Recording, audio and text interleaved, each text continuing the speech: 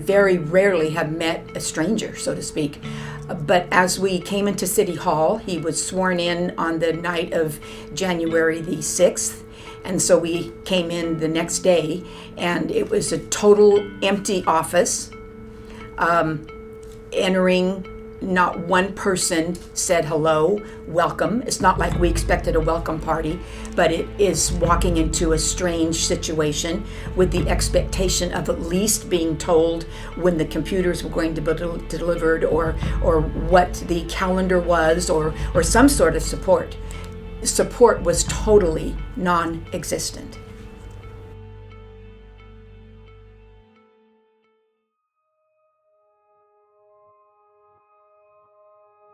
So you have this culture that's very small town, if you will.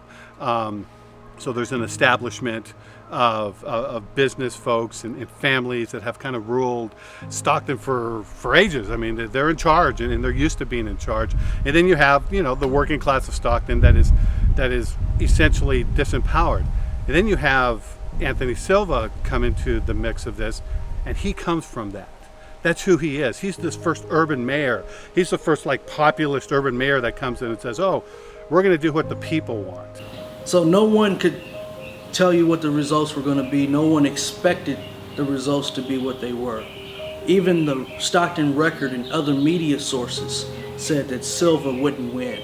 The voters were saying that they, again, were not happy with the way things were going in the city, and they wanted a change.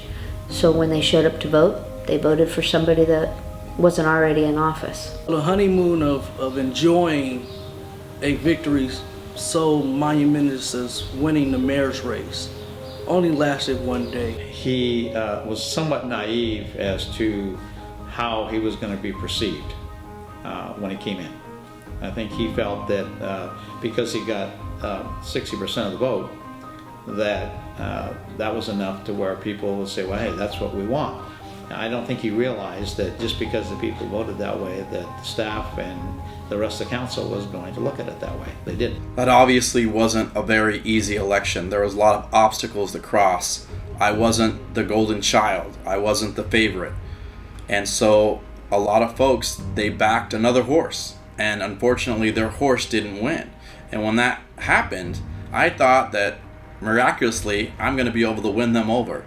And it hasn't been that easy. What everyone that was going against Silva really said was, it's not all about Silva, it's about the people of Stockton that voted for Silva.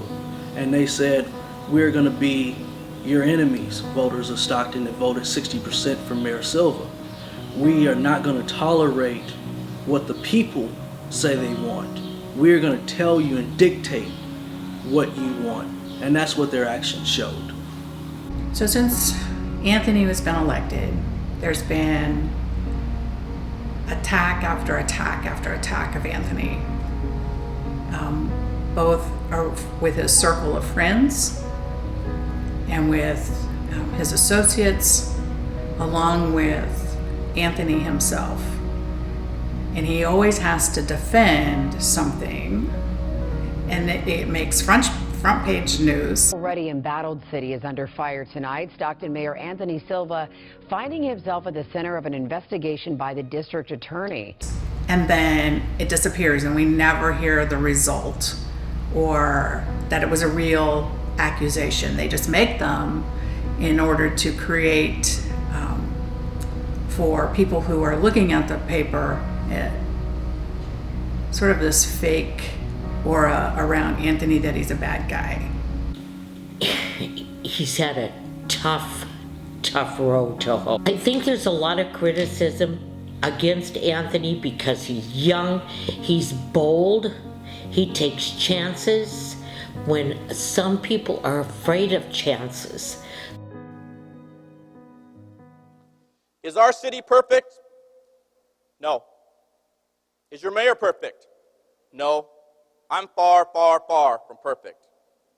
But I love being your mayor, and I love giving people hope. We are an evolving city, from a small town mentality to an urban city. We have all seen the reality of the challenges that urban cities face, such as crime, homelessness, and economic equality. Our city's governance has been playing catch-up. We need to remember, we had a lot of 7-0 votes that led us on the path to bankruptcy. We had a lot of 7-0 votes on the way to becoming an unsafe city a few years back. We still have some serious issues to face, and yet the solutions are not always obvious. We sometimes have conflicting values and needs. We are a complicated city, and we need residents of Stockton to stand up and take responsibility for their own actions. Make this city better. Important for the citizens of Stockton to first of all be aware of the fact, and secondly to really think about it.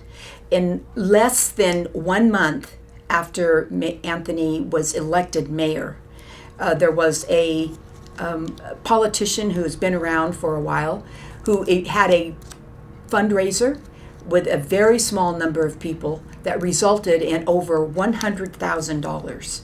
And this money was raised as an attempt to seek election when the mayor is up for re-election, which was 4 years away. Something that is never done, and you have to ask yourself, what would be the motivation and why would something like this happen so quickly? Money plays a huge role in local elections. One of the problems in California, across America, is that not a lot of people vote. And part of the reason they don't vote is because they feel that they don't have a voice. And the reason they feel they don't have a voice is because they feel that moneyed interests are the ones that really control things and that their vote doesn't matter. So one of the things that's happening all across the country is there are now contribution limits being put on by cities, not even by states or the federal government necessarily, but by cities themselves, to make sure that money doesn't have that influence in their local elections. I think that our past mayors have not represented the whole city at a time. They're representing a certain group. You know, if they live in the north, they represented the north. I think they forgot the south. You know, they forgot the east or the west. But you've got Anthony out there. He doesn't care where you're from. He's out there waving his flags for the whole city. You know, a couple years ago, times were really bad in Stockton, and I mean seriously bad. The city was entering bankruptcy. We had record homicide rates, high crime rates across the board. We were foreclosure capital of the country. We had an extremely low employee morale, and just about everything negative that a city could possibly go through happened right here in Stockton. And just listening to these concerns of the residents who are in this town, it gave me a mandate to fight. I believe that, you know, it's a lot bigger than just Anthony Silva as the mayor, but that there was his win of 60% over the other candidate was huge and earth-shaking for the establishment of candidates. And I think that in this town, it's time we shook that up. I think he's done a fine job. When he says he's going to do something, he does it. Frankly, I think a council needs to be somewhat divided. I think there has to be people on both sides. I don't like to see 7-0 votes on everything. Right. I think that's wrong. Mayor's really hands are tied when it comes to what they can do. They can't do much. You know, they have to go through the city manager.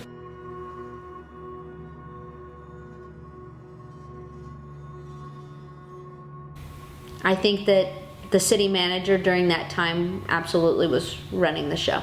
During the election, I found it very interesting in itself, the fact that when the media would print something regarding the candidates, the city manager at that time would even express a concern or a preference in candidacy, which is most unusual in a city election. Typically, a city manager, because he is hired by the majority of the city council, takes the role of being non-political. And makes every effort to never appear that he has a preference or a preferred candidate. After a year and a half of running for office, I'm listening to all the issues that all my fellow residents have. And there's some serious problems in Stockton. Obviously, we're bankrupt. People don't have a lot of hope. And so I'm ready to start immediately. I want to start today. And so I reached out to the city manager and said, hey, when can we meet? I want to get together. I want to have the information. And the response from the city manager is, I will give you 2 hours next month. So it wasn't the greatest start. Anthony Silva won the mayor's seat. I don't know how much longer after. It was a short time, but there was an article in the Record that said that the city manager did not have time to meet with him there, except for a 30-minute block of time sometime in late December. I think it's very important, if we're working as a team, especially between the city manager and the mayor, that they would have had more time to spend together before the mayor actually took office. I think that it would have probably had much better flow. The council would have been more prepared at that point. With there being new people elected over incumbents, I feel that the city manager was saying, by not meeting with them, that he really didn't care who was in the seat, that he was running the show. It is mayor versus manager in Stockton, and it's all over. So did you actually have any interaction yourself with Bob Dice? I did, because I wanted to convince myself that there was nobody that I could not befriend. And it took a great deal of effort. I would say after 2 months, the day that I got hired, I was called into Bob Dice's office. And so I kind of described myself to him that I was here only trying to do the very best possible job for the city, that I didn't see him as an enemy, and I hoped that he would accept me for what I brought to offer to the job, and that he would not view me as a political enemy. And from that day on, I would say that it was probably very difficult for him to say hi, but I would never pass him in the hall at any time without smiling and saying good morning, good afternoon, or how are you, Bob? You continually attempt to attack me, which basically sounds like you're just crying and whining. I do not take direction from the city manager. He works for us. I do not take direction from you or the city council. I will work with you. I think what the public doesn't understand when it comes to council and city staff is that as much as we want a symbiotic relationship, we don't have that.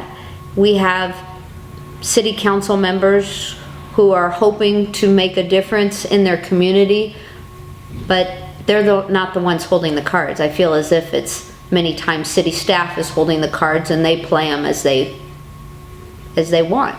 After the second or third time of coming into City Hall, it was very clear to me that people wanted to be friendly, but they were a bit afraid of reaching out, even smiling and saying hello. As weeks went by, it was very clear to see that people were, like every other person, kind and nice and wanting to be supportive. But that support could only be offered in a very quiet, almost secretive way.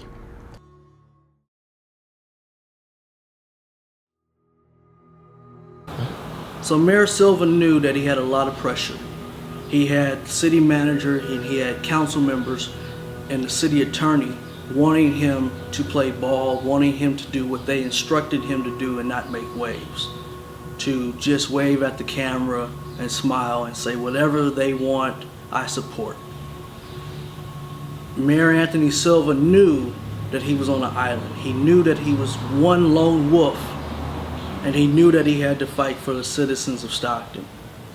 He worked tirelessly to help create a plan and bring a plan forward to the public that said, I know that we have murder rate that is sky high, that we have unemployment, that we have all these negative things that you hear in Stockton.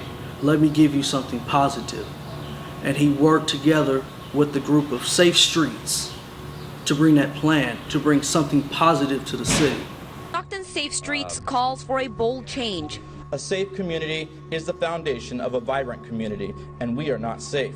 And that's why Stockton's Mayor Anthony Silva is now urging community members to support a 50-cent sales tax increase to hire 100 more police officers. I made fighting crime my #1 priority because skyrocketing crime has dramatically affected our ability to attract new families, businesses, and investors. Bill Bratton, former chief of police in Los Angeles and New York, has been hired as a consultant. He said his past strategies, starting from his time in Boston, have been successful for one reason. All three of those cities emerged from their crime crises healthier, stronger, and safer. And why? Because they invested in public safety. Government does not like change. The longer they can draw things out, and they don't like change. And Anthony, will say what he thinks, and people didn't like it. And that's just the way it is. And I don't think he realized how much kickback he was going to get.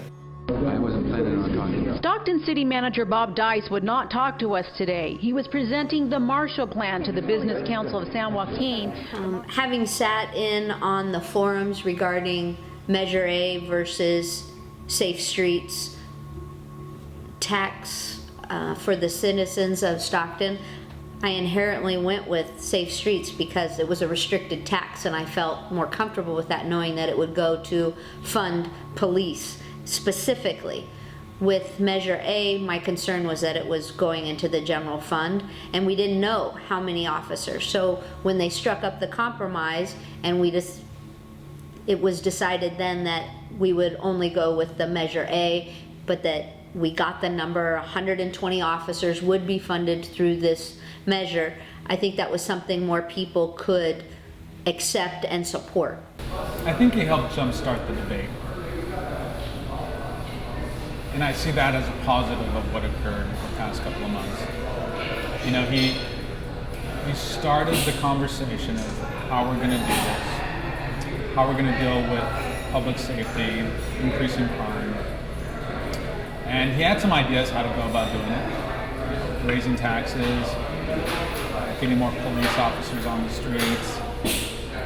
So, these are basic components to a successful public safety policy. He got that conversation going earlier probably than would have naturally occurred. And I think that was a plus in all of that